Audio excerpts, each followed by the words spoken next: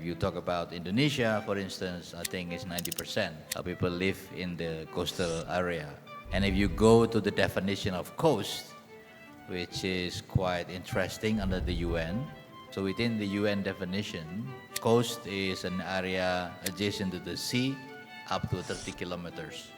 In north of Bali, there is a coast called Pemutaran. It's a bay called Pemutaran Bay. And in the Pemutaran Bay, the farmers have done bombing to get the fish. They are destroying the coast. As a result, there is no more coral reef and there is no fish. And the crime went up. So it's a cycle. If you study in UGM, then you will be able to work to the village. You will see that people stay in the village. There are people who are now moving back from the city to the village to become farmers. I had a daughter and a son, and at that time they wanted to study university in Jakarta, and I said no. I asked them to study in Jogja so that they understand the roots. Discharge of pollution, this is a classic issue. This is the biggest problem that we see in the river. Citarum River, for instance. Citarum River had this problem. Household, small industry, big industry, textile industry, they are discharging their pollutions to the river. Same in the coastal area. So I think the challenge for us is not the regulation. The regulation is there. The challenge is the enforcement.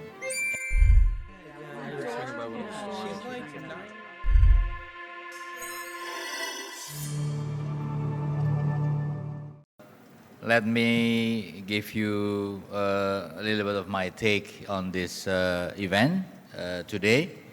I will start with the initial approach by Blue Ocean Group when they came to my office, I think a year ago. So they asked me whether I would like to be part of the experience in organizing a Blue Ocean Strategy event and bringing students, high schools and university students from everywhere in the world. I said yes, of course, and I asked them what are the criteria, what do you want me to do, what kind of issue I should bring. So I spoke with them, and my idea was oceans. So I think from our leaders here, from Pak Rektor, from Pak Dirjen, from Pak Director, and all your teachers, and also yourself, I believe that you are very much aware that ocean is parts of our living planet. 70% of the Earth water. And of course, Southeast Asia, ASEAN is actually a region with a lot of oceans on it. If you look at our region very carefully, mostly Southeast Asian countries are countries with oceans. I think only Laos. Laos has no oceans. It's the only landlocked country. The other country in Southeast Asia, Myanmar, Cambodia, Thailand, Malaysia, Singapore, Vietnam, the Philippines, Indonesia, we are all countries with a lot of water, with a lot of oceans. So I think that should create a basic understanding for all of us in Southeast Asia on the importance of oceans. And also, of course, people in our countries, they live in the coastal area of the oceans. So people live in the coastal area. Jakarta is coastal area. Many countries where you come from have a lot of coastal area. Many people live in the coastal area. Data shows that in Southeast Asia, around 80% of people actually live in the coastal area. And if you talk about Indonesia, for instance, I think it's 90% people live in the coastal area. And if you go to the definition of coast, which is quite interesting under the UN, so within the UN definition, coast is an area adjacent to the sea up to 30 kilometers. And in countries like Indonesia, in just 20 kilometers, you have mountain. In Yogyakarta, the coast is in southern of Java, in Parangtritis. But from Parangtritis to Merapi mountain is only 20 kilometers. So you can say that the peak of mountain of Merapi actually coastal under the UN definitions. So it's for some other discussion, of course. But the thinking is that we all live in the maritime area. Our livelihood, we eat a lot of fish. Our people in the coastal area, they very much dependent on the ocean itself. I think many countries like Thailand, Vietnam, Indonesia, Malaysia, we depend on coastal tourism. We depend on marine tourism. It's a fact of life. And many people live on the livelihood of coastal tourism. So it's part of our life, it's very clear. But also it's under pressure. And from all of your presentations, excellent presentations, whether it's about plastic, whether it's about sea gears, fishing gears, or pollutions in the port, or mangrove, then we are looking at the fact that our oceans are under pressures. So the idea today, as Pak Oki mentioned, also Pak Rector mentioned, is to find young leaders, is to find people who are investing in knowledge, investing in passion, investing ideas on ocean, because it's not easy. Indonesia is the largest maritime country in the world. Our fishermen are only 3 million people, whereas our farmers is close to 35 million people. So it's the responsibility of many of us to bring into understanding that as a maritime nation, we need to work hard more on the oceans. So when we talk about the pressures on the ocean, I heard from all of your presentation just now, we are looking at the environment. So number one is protecting the environment, protecting the maritime issue, and we are very much well aware on that. And second, also listening from you, and also looking at many different studies, we also look at the protection of people. People in the coastline, for instance. People who live from the ocean, fishermen. People who dependent on the health of the ocean. So that is number two, the protections of the people. So the E, as in environment, protections of the maritime environment. S, as social, is a protections of the people. And three, the G, governance, is creating trust with government, with governance, with how you govern many different things. And I see that also in many of your presentation, I think with all your presentations, that government is very important part of the equation and of the discussions over there. So protections of environment, protection of people, protection of trust. I think with that, we will be able to create an ecosystem that hopefully will better our environment, our maritime environment. But it's not enough. We can have a very good initiative for protecting the environment. We can have very good empathy for protecting the people. We can have a very good trust for the government to develop a governance. But I think at the end of the day, all of your project, all of the idea, all of idea in terms of protection of environments needs just one thing. They need money.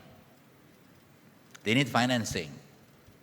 I mean, this is one element that all of you, a high school student and university student, when you hear a big NGO or you hear some from the government talks about or academics talk about the environment, you put up your hand and ask, how do you finance it? Where do you get the money from? How you are going to raise the money? Because the developed world, the West, they have war in Ukraine. If they have a finite amount of money, say if they have in their pocket 100 billion US dollar, so do you think they will prefer us than going to war? You know the answer. If they don't have enough money to build bombs, they need to build bombs, then why would they help us in our problem in rising sea level? They're not going to help us. We have to help ourselves. They have war in the Middle East. They have war with Iran. They have war everywhere. So money is a very difficult thing to find. So when I saw anybody talk about grants, anybody talk about free money coming from the developed world, my answer is forget about it. You know, be realistic. We start small. We look at buildable small project. I want to give you an example. In north of Bali, there is a coast called Pemutaran. I don't know whether you have it in the online. So it's a bay called Pemutaran Bay. And in the Pemutaran Bay, the farmers have done bombing to get the fish. They are destroying the coast. As a result, there is no more coral reef, and there is no fish, and the crime went up. So it's a cycle. Now there are a group of local communities, without any help, without any support from anybody, they had the idea of making coral reefs, but with technology. The coral reef that can go faster, and they create an infrastructure, a steel, and then they put underneath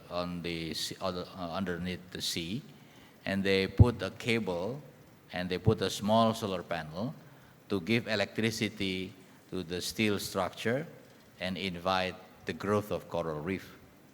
So now it's very successful. People are coming, people are investing, and it's become a strong point in terms of tourism now in the northern part of Bali.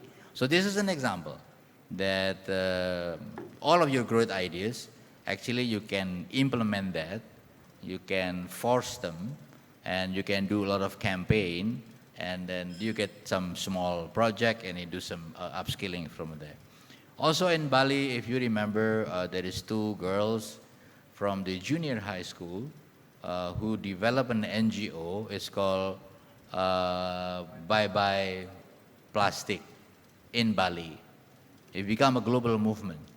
And from her two girls, they managed to have now the local government of Bali to ban the single-use plastic in Bali. It's banned already for a couple of years because of these two little girls. So, I encourage you to look at these two projects, Bye Bye Plastic Bali and Pemutaran, and see whether you can implement that in the place where you live. Without major financing, as a matter of fact. And Bye Bye Plastic Bali, we just would campaign, continuously campaigning, and I think this would be a very good example. So, I think that's my quick remarks. I don't want to add more. But I was asked by our colleague that there will be Q&A, and maybe there's some questions that you want to have. The more you don't have, the better for me. Okay. Thank you so much, Bapak, for the remarks. Now Please, we're open if you have any questions. for the question and answer. If you have any question, please just raise your hand, and our team will be providing you the microphone. Just question. Complaints I cannot handle. Complaints it will be with Pak Oh, question from Oki. the judge today. Since I saw that the students didn't ask questions, I was wondering if it's possible for me to address a question. I have this one question that Tanya. You want to ask question? Oh, for the student first. Yeah. Okay, we will prioritize for the student first. And where's the microphone? Ada dia? Please stand up and introduce your name and then Ada. your question. Hello, sir. Thank you for this opportunity. My name is Janice from BPK Penabur, and I'd like to ask, you've discussed how important it is Could you please slow down? yeah, My English is not so good. yes. You've discussed how important it is for us younger generation to be innovative with creating our solution and playing a role in protecting our coastal areas. However, given that economic challenges often drive coastal youth to migrate to urban areas, how can we motivate and empower them to stay and innovate for the protection of their own communities? Thank you. Where you live? I live in Kelapa Gading. Di mana? Kelapa Gading. Oh, Kelapa Gading. Yeah. Is that village area or urban area? No, There's a lot of seafood there, pantai. But are you serious with your question or just a question? Come on. yes, I'm serious. You're serious with the question. So Yeah. you want people who are in the village to stay in the village? No, but seeing how they're often like pasrah aja sama keadaan and would prefer to move to urban areas for better opportunities. Yeah, I understand. I think when we talk about urbanization, and you talk about trying to find a job, it's not a very easy questions, because sometimes it's like this, okay? We want everybody to look after their village, right? But we also want them to go to very good school. So then they go to UI, ITB, they go to Sampurna University, they go to the big cities. But there is a number of university, I think, which I think has what they call the social projects. I think one of them is Gajah Mada University. I'm not from UGM, so I think I'm neutral to promote for them. But if you go to UGM, if you study in UGM, then you will be able to work to the village. You will see that people stay in the village. There are people who are now moving back from the city to the village to become farmers. You have seen that also. So I had a daughter and a son, and at that time they wanted to study university in Jakarta, and I said no. I asked them to study in Jogja so that they understand the roots. Okay, Jakarta is too expensive. I think your parents will agree with me. Yeah. But if you and your friends of thinking to have university not in Jakarta, maybe you study in Pajajaran, but in the Pangandaran, for instance, or you study in Unibrau Malang, if you study in the university in the French city, I think you will get more dimensions of your view, about the world, about the life, and probably about you yourself. So I think what we are seeing is two ways. In general, we see people goes to urban area, especially those who are at the technical level, lulusan SMK, for instance, because they are skilled workers for pabrik, for factory. But for some universities, they go out now to the village. They go out, and the village definition of village of Indonesia is not really that village anymore, no?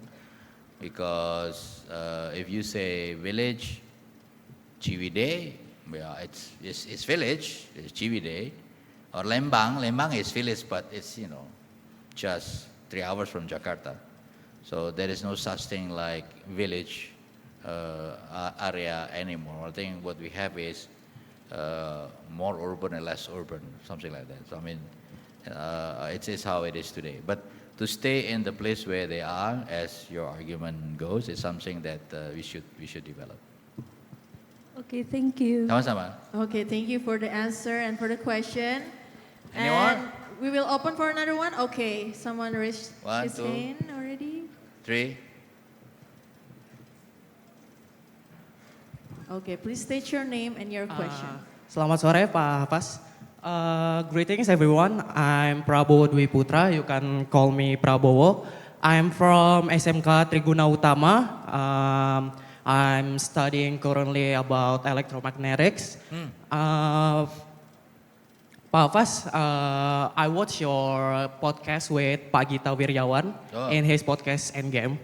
And actually, before the podcast is aired, I was very depressed with menjalani kehidupan di SMK. And after watching your talks with Pak Gita Wirjawan, you're really inspiring me with your talks in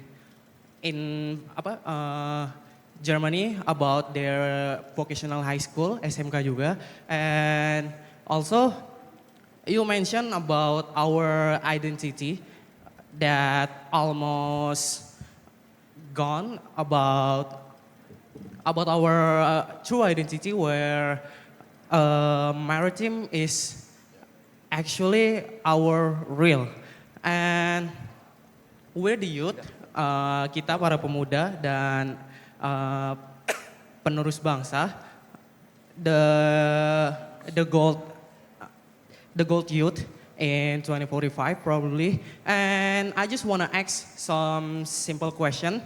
What do you think real movements that we can do to our close friends or our close fellows and anything that to make them realize that maritime is really maritim itu adalah salah satu sektor yang paling penting bagi kehidupan kita, Pak. Terutama identitas kita yang sebetulnya adalah negara maritim. Terima kasih, Pak. Yeah, thank you. I said in many different events, but for colleagues from not from Indonesia, also other who are here and haven't heard my argument, my speech, Pak Rektor. In Indonesia, in the elementary school, when the teacher asks student to draw scenery, normally we draw 2 mountains, birds, and rice field. Masih? Still? What about in Thailand? If the teacher asks you to draw scenery, what are you going to draw normally? Mountain. Yeah. The rest, the same? Ya sama gitu. We are wired as farmer. We are not wired as ocean persons. So it's your teacher's fault, yeah. I think you should ask them to understand more about the ocean, because there is everywhere apparently in Southeast Asia. It has to go at the basic level, yeah, about the understanding of Indonesia as maritime nation. Have you been to Borobudur? Udah Borobudur kalian? Udah. Have you went to the spot where there was an explanations in Borobudur of ships? No. Okay. Yeah. So you have to go there again this weekend and look at the spot. Okay. So this is more of psychology. This is more of a basic understanding of who we are. It's about identity. Because if we go back to Sumpah Pemuda, our founding fathers find the identity of Indonesia as tanah air, land and water. So we see ourselves as a country of land and water, tanah air. So it's not easy, but I think you have to work on that. So for you personally, yeah, if you go holiday, you go to the oceans, you go to the coastal area, you ask people in the coast, you know, how they live, you know, what kind of livelihood they are. And if you happen to walk on the ocean and you see plastic, you know, just pick it up, you know, just to show what you care about the environment of the ocean. As you start from yourself, and maybe you can start some movement in your school, yeah, to discuss with students. If you have a study tour or something like that, you know, check with your teacher. Maybe you go to more the ocean area. Go to the museum. In Jakarta here have museums, Museum Maritime, and then you know, educate yourself on that with your friend or your colleague. I think it's very important for us to embed in our thinking that we are ocean nations. We are not putting away that we are farmers, no, but we can have balance on that. Next. Okay, next question. 1, 2, 3. Langsung aja kali ya, Oh, biar okay. cepat. Ya, Three langsung masuk. questions. Please state your name and the question. Same as question as Prabowo. I'm from vocational student in marine engineering student in Politeknik Kapal Negeri Surabaya. And me as a marine student working in maritime area, how we can keep compete and create opportunity in international demand and global competitiveness. This is my question. Thank you for your time, Mr.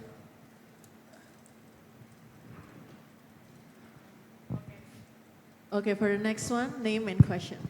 Okay, so thank you, Mr. Arif Havas. I'm Ricky, an economics student from IPB University. So recently at our campus, we had a discussion with Mr. Jugda Agung from Minister of Finance about how tight our national budget or APBN.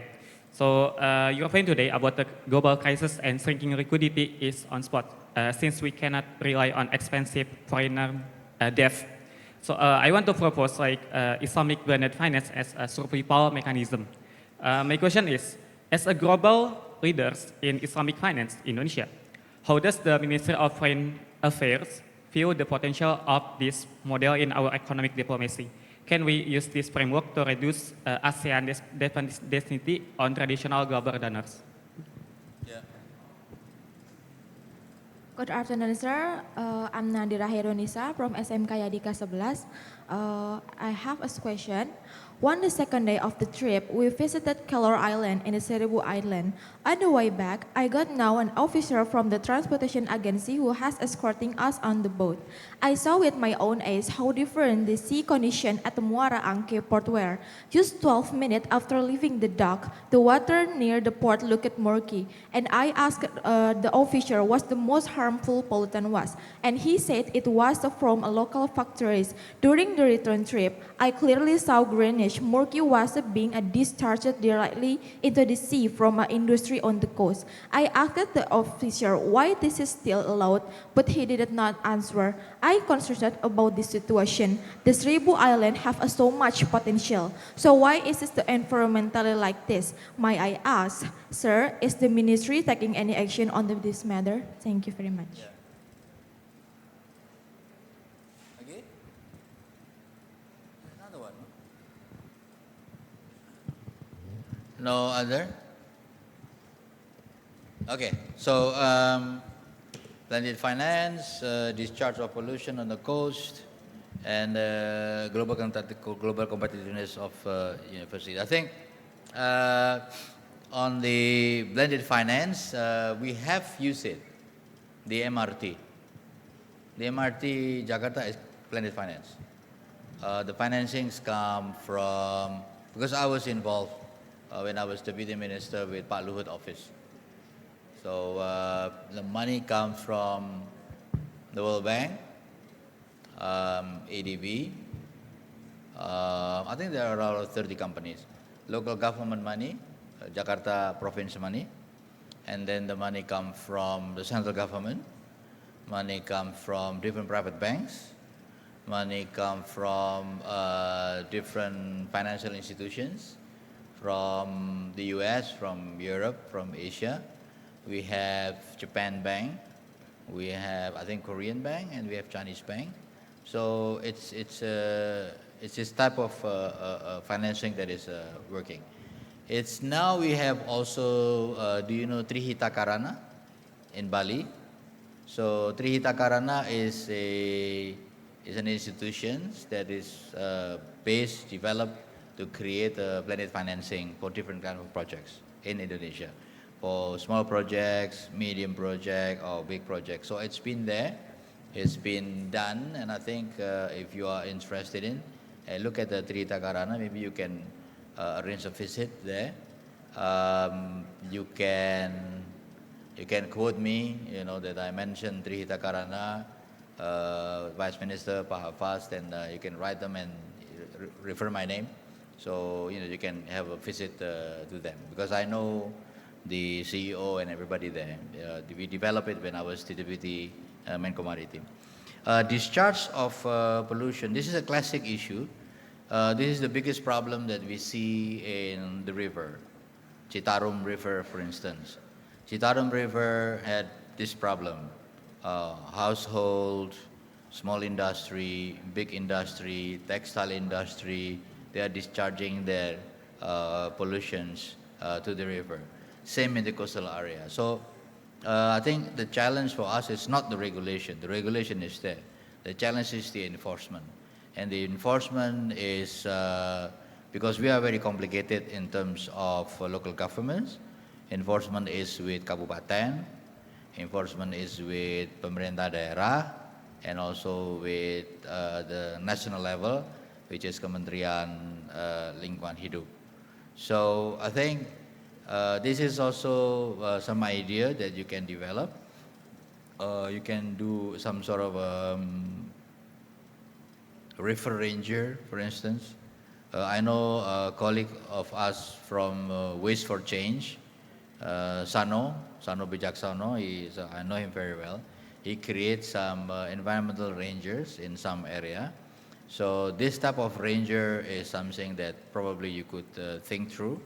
So you have your colleague, yourself, students, go around and get information, and then you report to the police, you report to the local government, you report to DKI. If you want to develop a ranger, please, I can support you. If you want to have audience to Pak Gubernur, I know Pak Gubernur personally very well. So your team, you can do, some ideas, so you can push it to Pak Gubernur later on. But your concern is very much appreciated.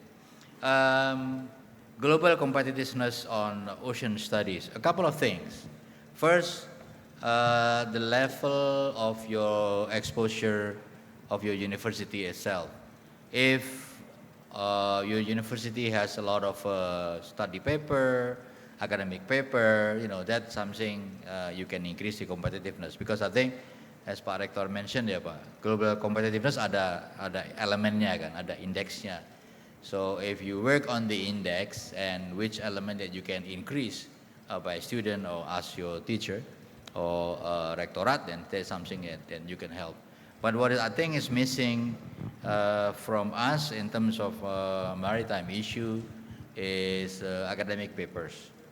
Many universities, many researchers, they don't do a lot, writing papers, in many different publications globally. So I think this impact a lot, on the rating of university, where university can become university with the global competitiveness index.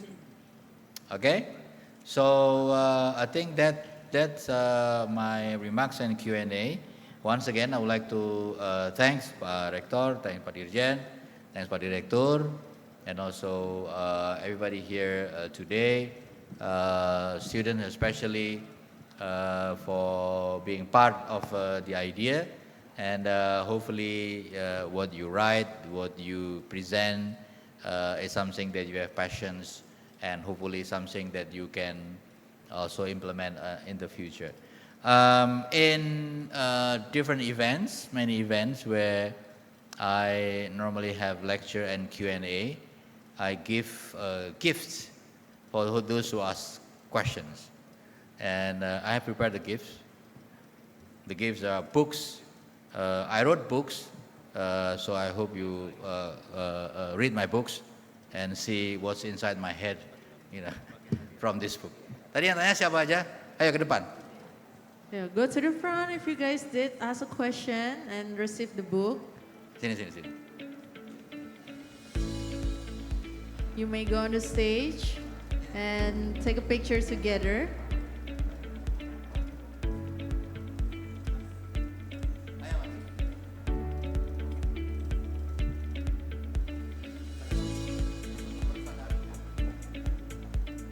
Okay, please give your big smile as receiving the gift. Okay, please everyone give a round of applause for our amazing brilliance future generation.